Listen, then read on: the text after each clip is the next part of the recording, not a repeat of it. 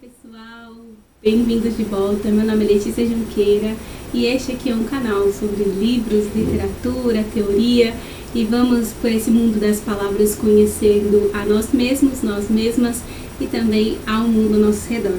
Hoje, especialmente, nós vamos falar do livro Thor, do Arado, que é um livro muito especial do Itamar Vieira Júnior. Ele foi bastante consagrado aqui no Brasil, né? Algumas pessoas, inclusive, disseram, nasce um clássico, né? É ousado, mas, né? Isso só o tempo poderá nos dizer. Bem, hoje eu quero trazer especialmente a minha apreciação literária sobre essa leitura que fiz e dizer para vocês como é que esse livro se desenrola sem necessariamente trazer spoilers, né, digamos assim, sem dizer exatamente o que acontece no livro, porque a minha intenção aqui é sempre estimular a cada um de vocês a ler o livro, né, a conhecer a narrativa por si mesma, a ter a sua própria experiência.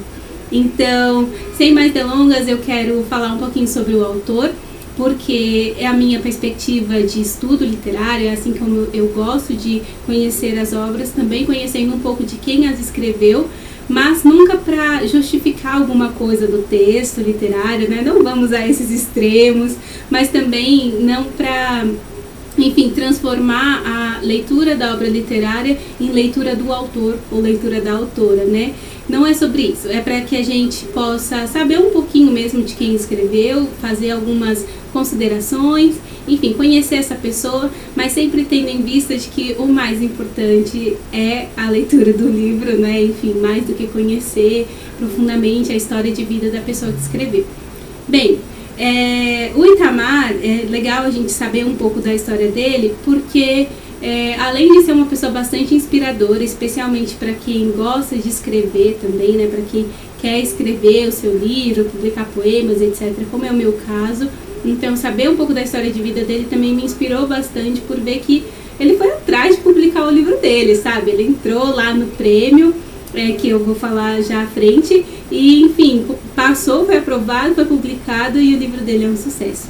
Então, ele é um filho de Salvador, né, um baiano por natureza, brasileiro, portanto, e é um homem que acredito que se reconhece como um homem negro, né, não sei se necessariamente pardo, mas enfim, é um homem que se reconhece com ascendência africana. E ele tem, na trajetória dele, esse trabalho constante com a área da geografia, né? Ele é geógrafo por formação, e especialmente o trabalho dele atual é no INCRA, né? Que é o órgão maior aqui no Brasil sobre reforma agrária, né? Sobre essa divisão do solo e o direito, né?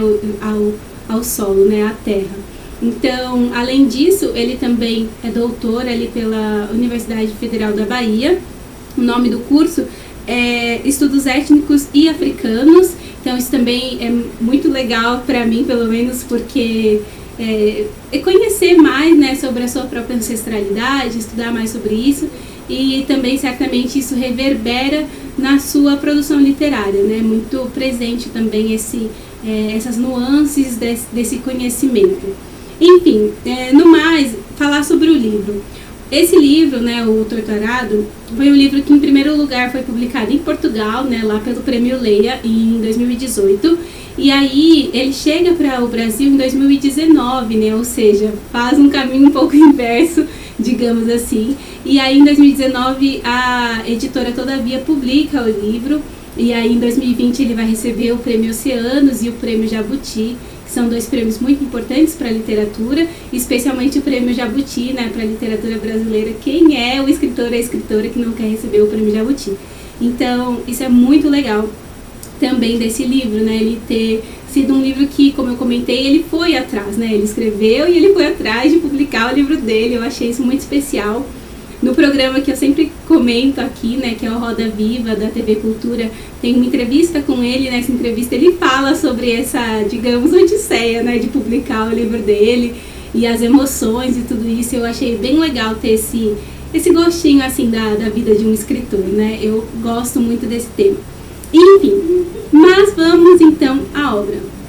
Thor, do Arado é um livro que vai falar a respeito de duas irmãs, né? A princípio são as principais ali da história, né? E é claro que todas elas se vinculam a outros personagens.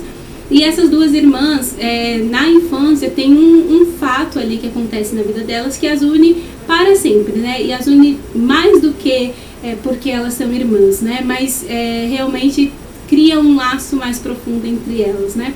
E isso vai ser muito importante para toda a narrativa, né? Inclusive para os momentos de tensão na narrativa, né? Os momentos em que por alguma razão elas se afastam, o que acontece com esse afastamento, né?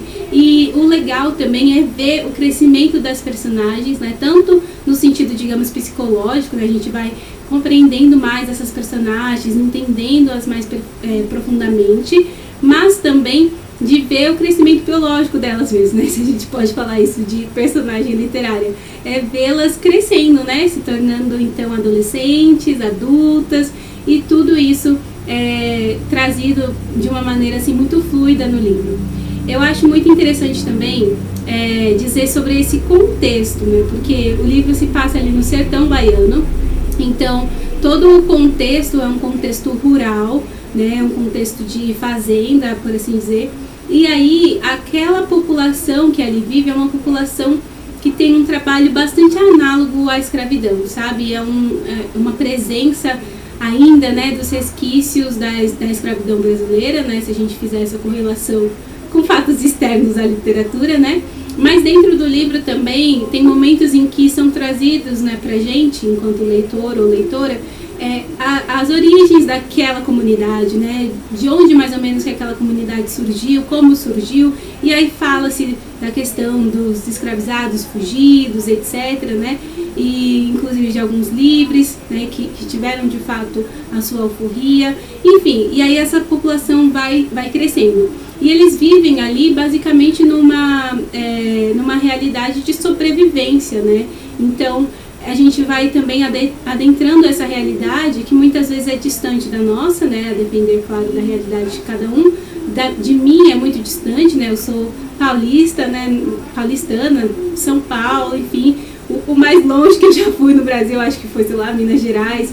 Enfim, então, para mim é uma realidade muito distante e adentrar isso, conhecer a partir da literatura, foi muito especial.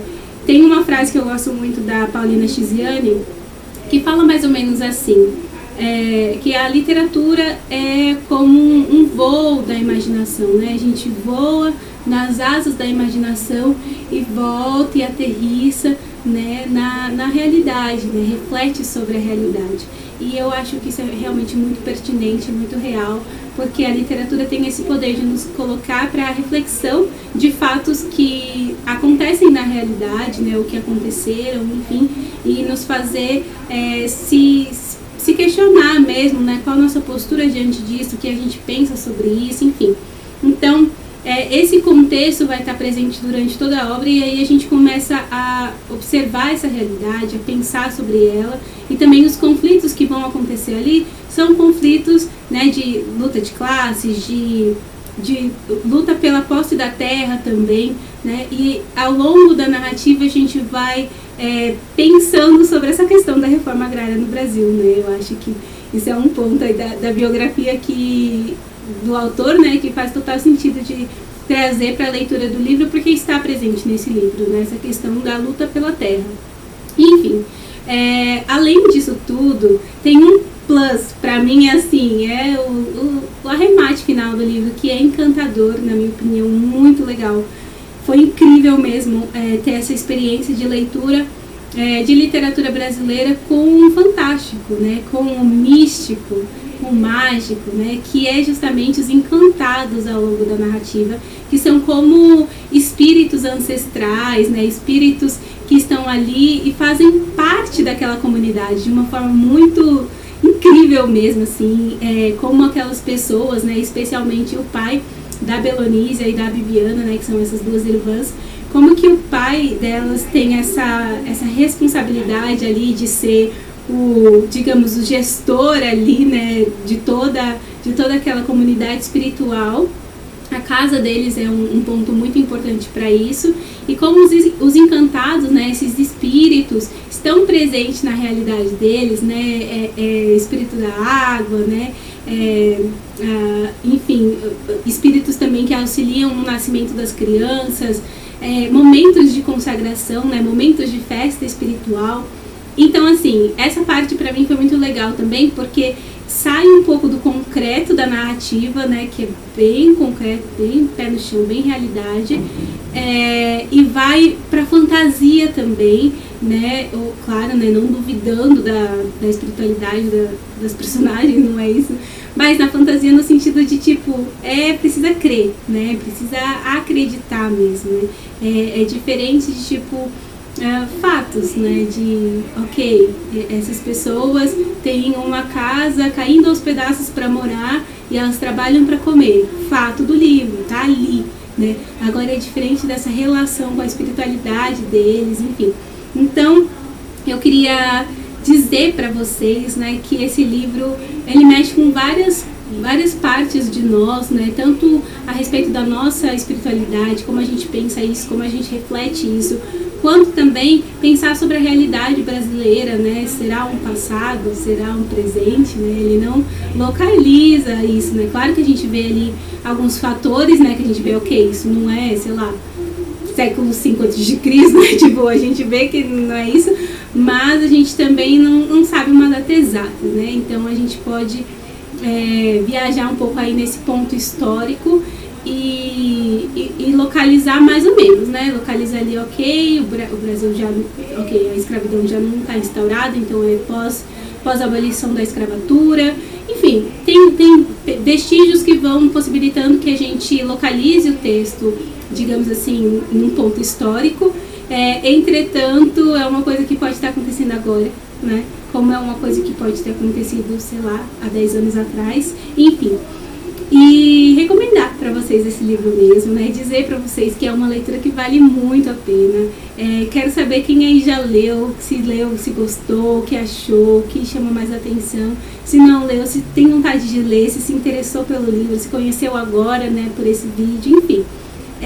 E dizer, especialmente pro Itamar Vieira, né? Não sei se ele vai ver o vídeo, mas se ele ver no dia, quem sabe?